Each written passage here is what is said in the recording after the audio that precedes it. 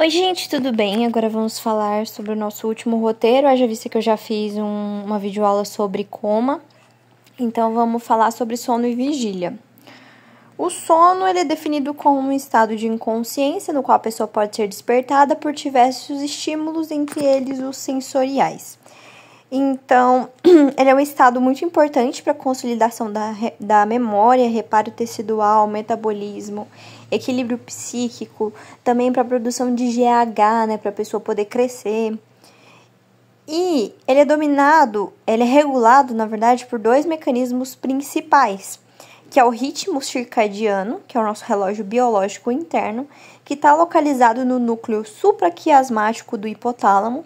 Esse núcleo supraquiasmático, ele vai receber informações da retina, de acordo com a luminosidade do ambiente. Ele vai mandar mensagens lá para nossa glândula pineal para a gente começar a produzir melatonina.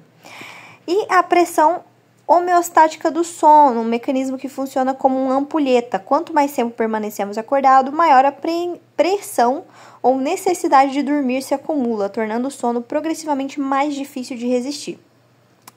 A estrutura do sono, ele é vista pela polissonografia, né, que é o registro de parâmetros eletrofisiológicos, da eletromiografia, eletroencefalograma, que a gente vai ver, né, as ondas ali do nosso cérebro funcionando para a gente tentar entender um pouco melhor como que funciona.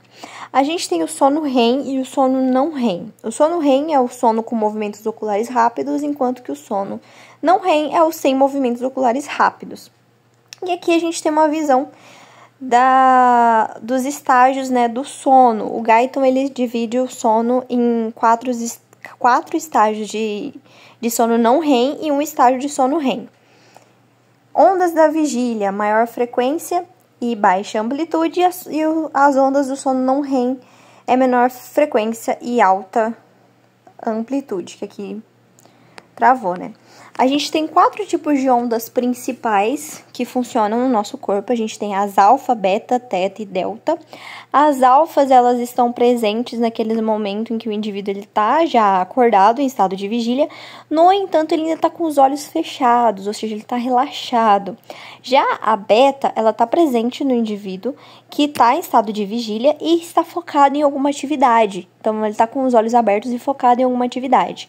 Ela é baseada em ondas mais frequentes, então a gente tem uma frequência um pouco maior. E as amplitudes delas são bem reduzidas. A gente tem também a teta e a delta. A teta, ela está presente em crianças, em sua grande maioria, e também em momentos em que o indivíduo está estressado ou nos primeiros estágios do sono. Já a delta, ela está presente em indivíduos que estão em um sono profundo. E elas são essas aqui, ó. Baixa frequência e alta amplitude. São ondas bem grandes e bem espaçadas. O sono REM corresponde a mais ou menos 25% do tempo de sono. A maior parte do sono durante a noite é a variedade de ondas lentas, que é o sono não REM. Isso é o sono profundo e reparador.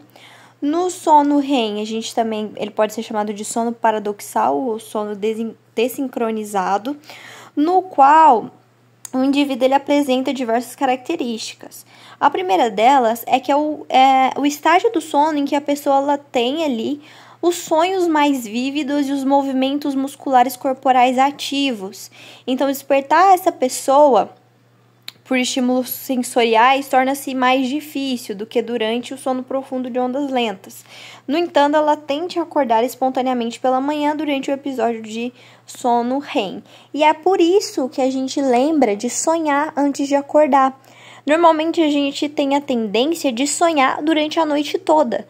No entanto, a gente só lembra quando a gente acorda no meio do sonho, mais ou menos entre aspas, porque a gente está ali revendo, né, os sonhos vívidos da fase REM.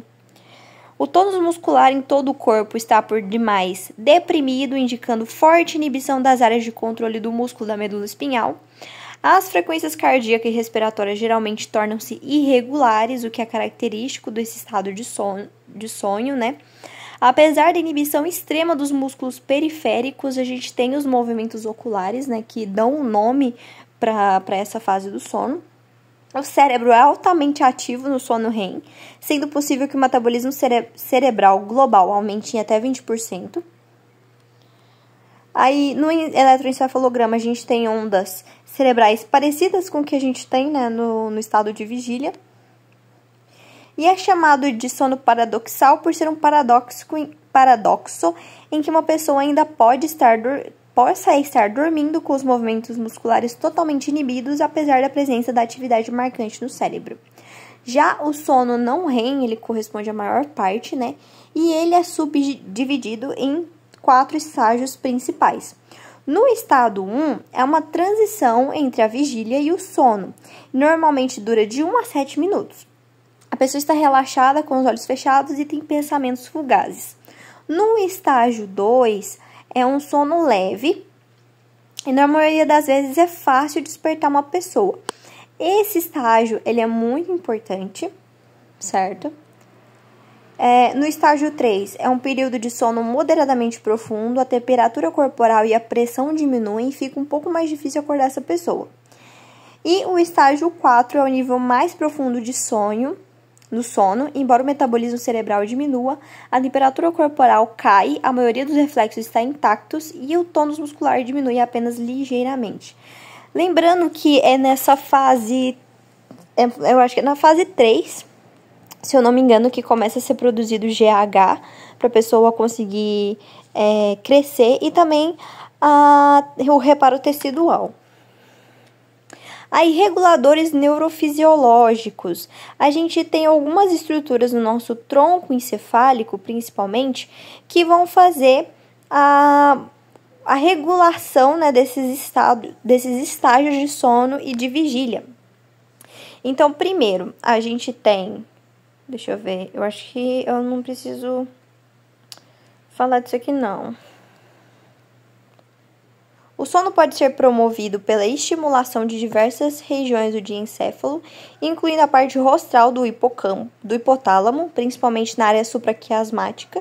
Então, a gente vai estimular, né, o supraquiasmático, que vai fazer ali, que é o relógio biológico, né?